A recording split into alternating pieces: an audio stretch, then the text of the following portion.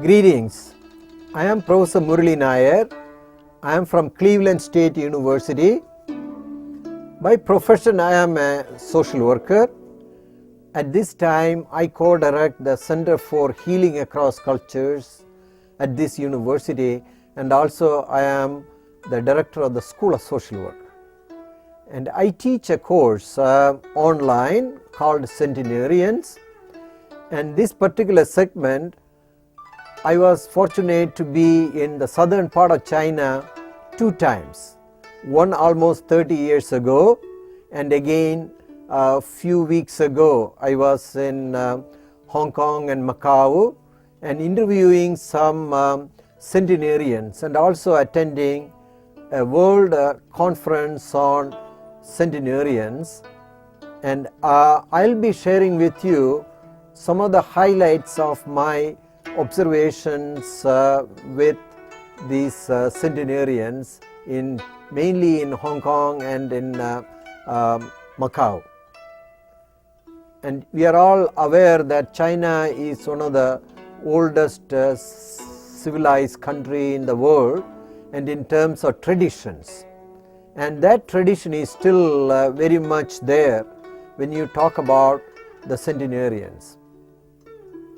The centenarians are people who are 100 plus years old, and it is amazing to see what is the secret of their long life. I, being a social scientist, I would like to tell you that my observations and my assumptions and my conclusions are not based on the medical aspect of the centenarian and more of the lifestyle. Though there is a factor called genes or genetics which play the long life of people in general, my focus is mainly on looking at the day-to-day lifestyles of these centenarians. What is the secret of their long life? That is something I would like to share with you from these cohorts of few centenarians I had the fortune of interacting with. Let me start by looking at how do you determine a person is centenarian or not. In some countries like China, validating their age is a main factor. How do we do that? They may not have a birth record. In most of the time, they were not even born in a hospital setting like we are used to in this country.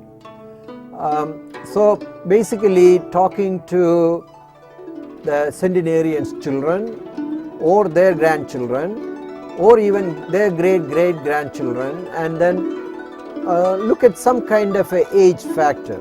And let us assume that the centenarian gave birth to a child at the age of 16 or 17, then you can factor into looking at the age of the grandchild or great-grandchild. There are still some critics about that kind of estimating the age, but beyond looking at few years either way their age, it would be nice to know what is their secret of long life. And in this Chinese context, though they are now into the phase of westernizing, fast growing in terms of their lifestyle changes, and this particular cohorts I am looking at, they still got the oral tradition from their parents and great parents. What are some of the things they need to keep in mind in terms of looking at their day-to-day life? Some of the influencing factors are oral traditions from Confucianism to Taoism to Buddhism. These 3 were major religious institutions at one time or another existed in China. Even now there is a large segment of people in China follow these 3 traditions of Buddhism, Taoism and Confucianism. Along with, of course, there are so many other things. When I was sitting down with these centenarians in southern part of China, and in the common factor I am getting from them, I would like to summarize it for you. They all believe in harmony with nature. They respect the nature, and all the way from the sun rising in the morning to the moon, to the stars, and to the rain, and to the fire and water, and whatever it is, they respect all these nature elements in this universe. And also the Confucianism saying of old age is a time of blessing of wisdoms, and the old age is revered, and it is respected by the younger generation, and they bow in front of the elders, and they stand up when the elders come there, and that particular respect is very much there as part of the wisdom. They bring it with them when they get old, So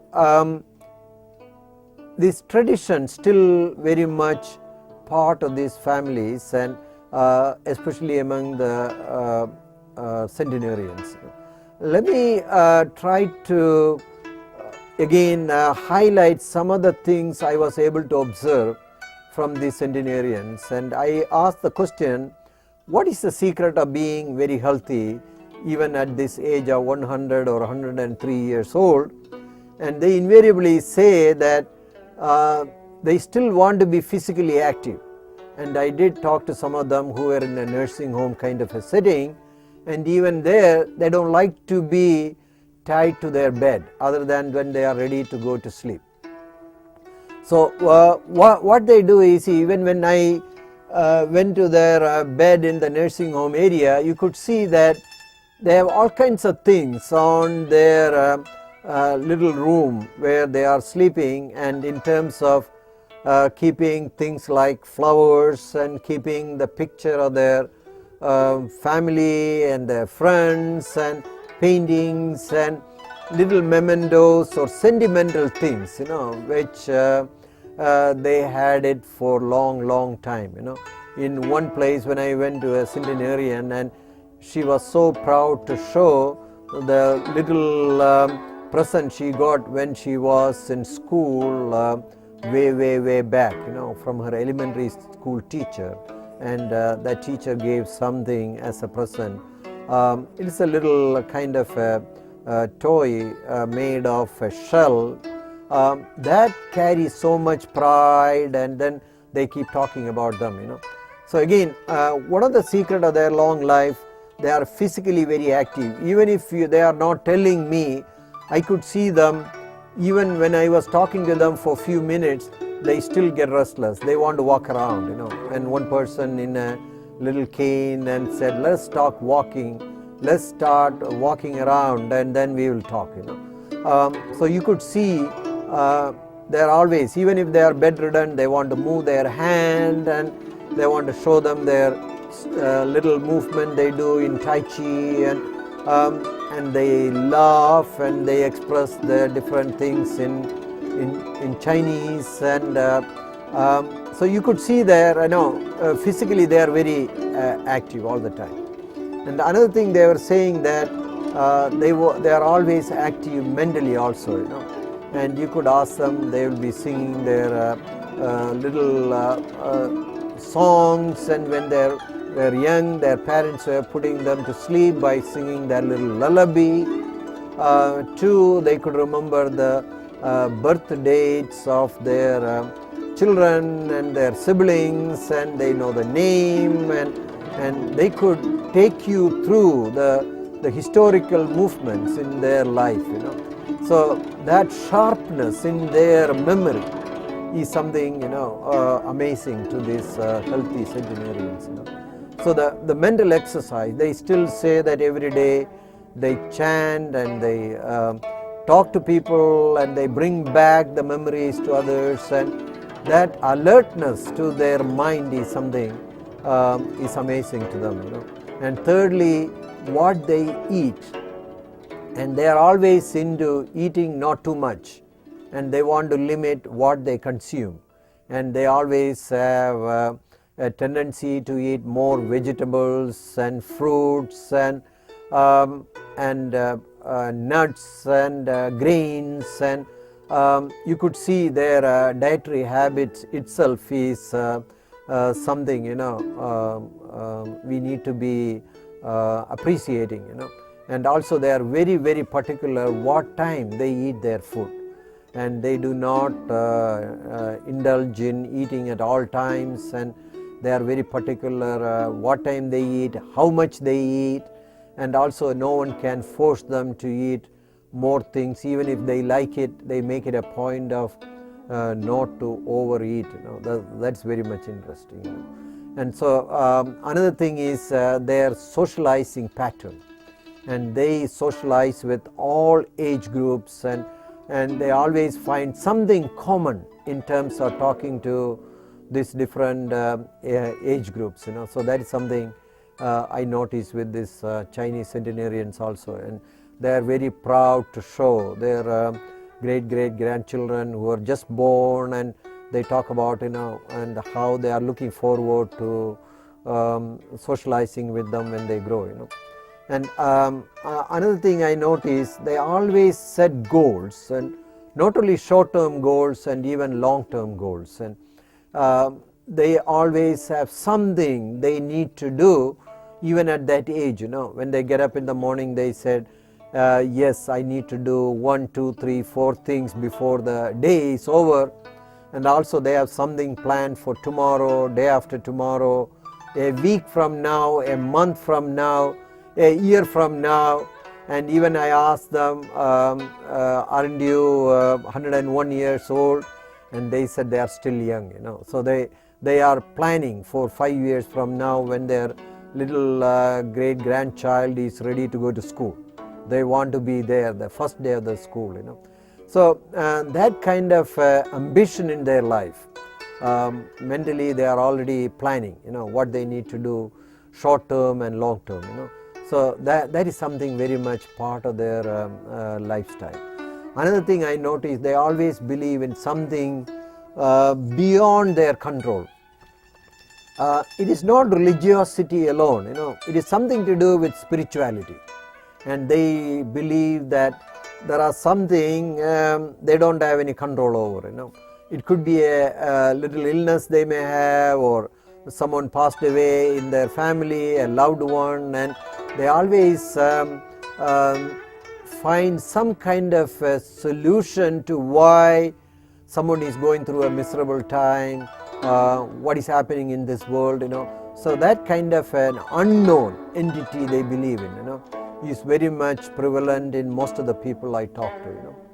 And finally I notice they always have a positive attitude to their life, and they always smile and they always laugh, and I yet to find a centenarian who looks grumpy or grouchy, or sad. They always bounce back even if they had a bad experience, and they do not talk about that all the time. So and I think that is something we can all learn from these Chinese centenarians also. You could see on my images I was able to capture, and these centenarians, they are always surrounded by their siblings or their loved ones, or someone they like to associate with. And I think that the traditions very much is part of these particular centenarian groups, and I sincerely wish we could learn something from this particular groups and then utilize in our daily life as such. And I sincerely wish you enjoy some of this video and audio and still images I was able to capture during my visit to southern part of China. All the best. Thanks.